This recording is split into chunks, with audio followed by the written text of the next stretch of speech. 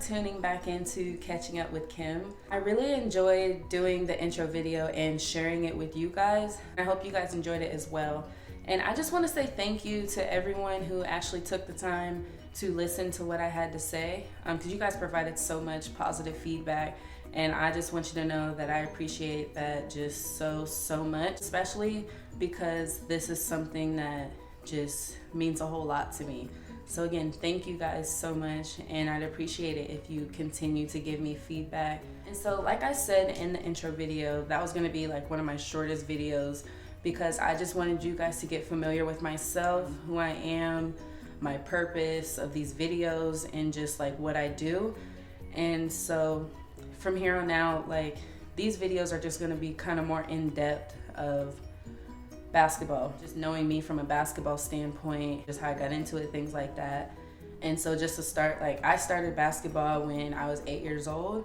It wasn't one of those things where I was like just super familiar with basketball, like, and I knew like what it was. I actually sparked interest when my sister would just constantly watch college basketball.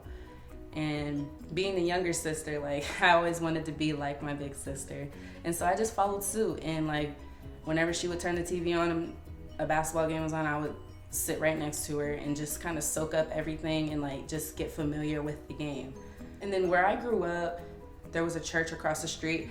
They had put a basketball hoop outside. And so like along with watching it with my sister, like I just kind of took it upon myself to just go and just do it myself. I didn't really have a basketball at the time. I just had one of those basketballs, you know, just one of a bouncy ball. Like I just made do like with what I had. And so like I would use that and just shoot hoops, like just playing around, like, because like I said, I didn't really know what it was. I just was imitating what I saw on the TV. So I was just doing that. It wasn't until one of my classmates, her mom saw me and just kind of asked, like, are you interested in basketball? Like, do you play? Do you want to play?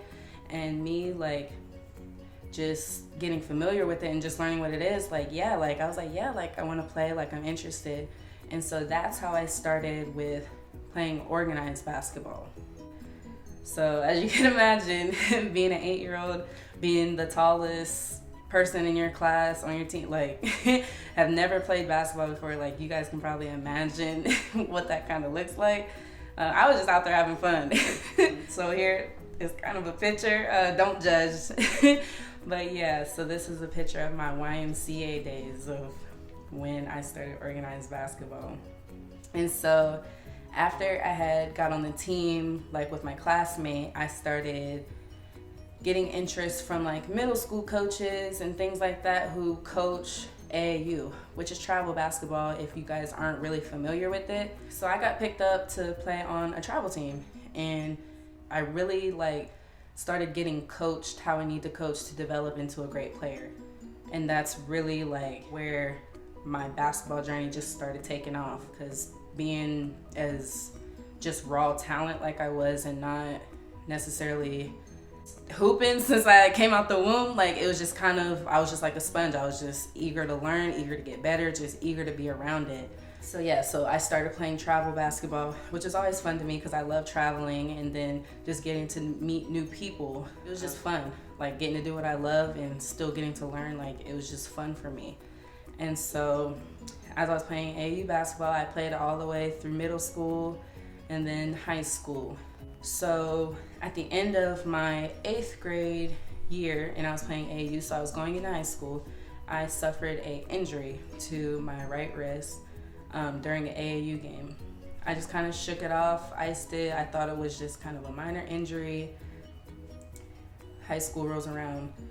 Oh, and just to mention too, like I played other sports. So I played softball, volleyball, and basketball. So here I am, an 8th grader, going into high school, and volleyball season rolls around. My wrist still bothering me, didn't think too much of it, played through it, just wrapped it with tape, just kept playing. Basketball rolls around. I am still suffering, still having pain. I go see a doctor, and turns out I need to have surgery. I had torn ligaments in my wrist, and so I had to have surgery immediately, which means no basketball. I had to be in a hard cast for 3 months. It's kind of a downer because like basketball, like I was at that point, like I was just so excited to finally be at the high school and be able to play at the highest level at our high school. And to have it taken away just kind of was a downer. So I was in a hard cast for 3 months, still at every practice, every game, every basketball meeting, things like that. I would even get into drills and do as much as my wrist allowed me to while I was in a cast. So I was still a part of the team. It's just when it came time for games and things like that, I was just kind of on the sideline. And that's really where my switch flipped on, and I realized that I just wanted to focus on basketball. I dropped softball and volleyball. Basketball was just my main focus because I knew that once I got to college, basketball was something that I wanted to do, and having to sit out for the whole year almost, it just kind of just made me hungry to just get back on the floor and just to get better. And so I got picked up by one of the top AAU programs in Ohio, which is All Ohio. And for anybody that knows basketball, like that was a tough squad to get on. And so I was just super excited because I got to be around so many other great basketball players who are still playing today, who I've built relationships with.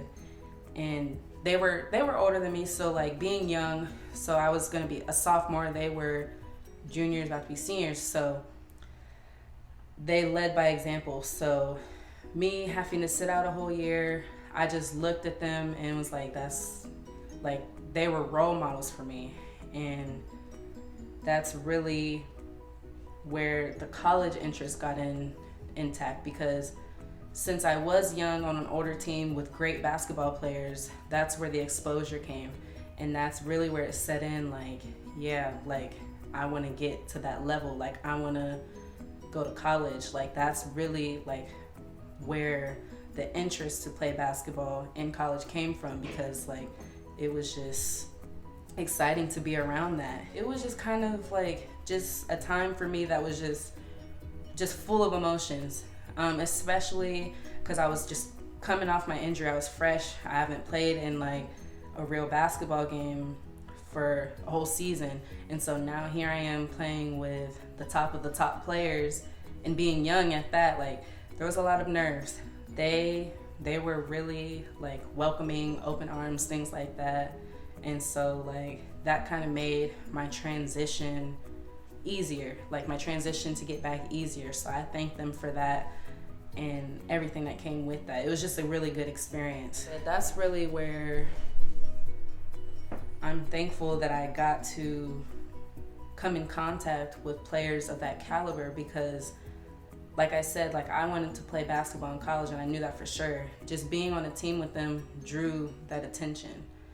And that was just something that as a young player, like you couldn't want anything more. Like you had the top of the top schools coming to watch you play, even if it was just for little segments at a time. Like you were still able to showcase what you got to do. And that was just super exciting for me, and just something that I'm just super thankful for. After I came off of my injury and was able to get back into the swing of things, like I just started dominating. Like basketball, my life just revolved around basketball in school, and I wouldn't have wanted to have it any other way, because that's just, it made me who I am today. And so leading into the recruiting process, it was a little overwhelming, because AAU, like that's where, like I said, you get your exposure and things like that. With colleges, the recruiting process can be overwhelming, especially if you're new to it. Like myself, like I didn't have anyone close to me who was going through it, so I didn't really know what to expect. That's another reason like why I'm giving you guys insight on this, just so you guys like kind of know like what to expect, and the emotions that you may feel at the time are just completely normal and understanding.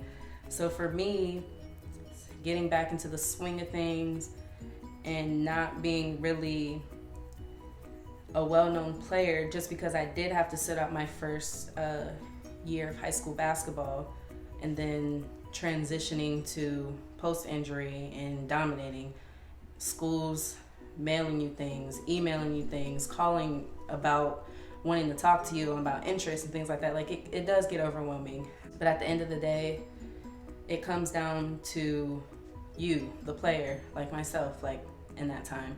If you're ever feeling overwhelmed, like I would just openly communicate that, because coaches, they're pretty understanding, like, and they know that period when they have to go recruit, like their job is to recruit. So they understand that it can be overwhelming because they're not the only coaches who are trying to get a hold of players. But for me, the recruiting process, I wouldn't say it was bad. I would just say like there would just be some things that I wish I could have known beforehand. And when I say that, I just am talking about in terms of what to kind of look for, what questions to ask, and things like that.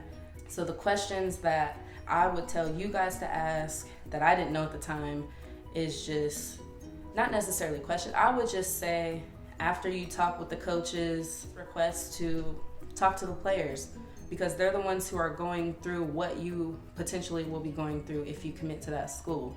So I would just say, like, to just ask for time to have with the players one-on-one, just so you can ask those raw questions without any coaches around, and then you can kind of get honest opinions, and that way you can kind of make the decision based on what you feel is right.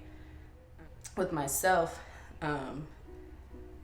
I did ask the coach questions, but then like the time that I did spend with the players, like I'm pretty shy, and then like just being out of my comfort zone, like I didn't really ask too many questions. I just kind of went with the flow.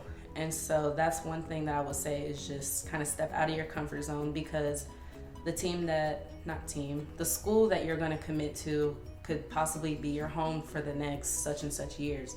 And you want to make sure that you've seen everything thoroughly and that there aren't any surprises when you get there. And so that's really like what I would suggest. So yeah, after I went through all the recruiting stuff, my junior year came. I had offers mainly around Ohio, mid-major schools, a few major schools that were in the Power 5. But I was just still waiting, because there were just some things that were out of my control, and then there was just a feeling like that I just should have to wait. I didn't come across a school that felt like the one. And that wasn't until Indiana came around. They recruited me pretty late, but I was sold on the players that they had, the coaches that were on the staff, and the atmosphere and the location. Like, if you guys have ever been to an Indiana basketball game, like, there's nothing like it. And what I loved about it the most is that they treated women's basketball just like men's basketball. So like, basketball was just basketball. Like, everybody supported both sides, and that's something that like I truly love. Like, especially like being a woman in sports, like if you know anything about sports, there's just a lot of things that go on, men versus women in the sports industry. And so like to see the women being able to be on the same pedestal as the men, like that was just exciting. And then of course, like the location was great too, because it was only 4 hours for me. It's enough that I could go home every now and again, but just enough too where I'm like, do I want to make that trip? So it was good. It was good. I was close, but not too close to home. So that really was what it was for me. And I'm still to this day like very happy like about the decision that I made and just the experience that I got, because it just made me who I am today. Like, it helps me look at things in a different perspective. And so I'm just very thankful. I don't want to overwhelm you guys with too much information, so I'm just going to stop right there on that note. So my next video is going to build off of that. So hopefully, like with this little bit of information, like you guys, like I said, just kind of know me a little bit more. Again, just thank you so much, and I look forward to the next video. Bye.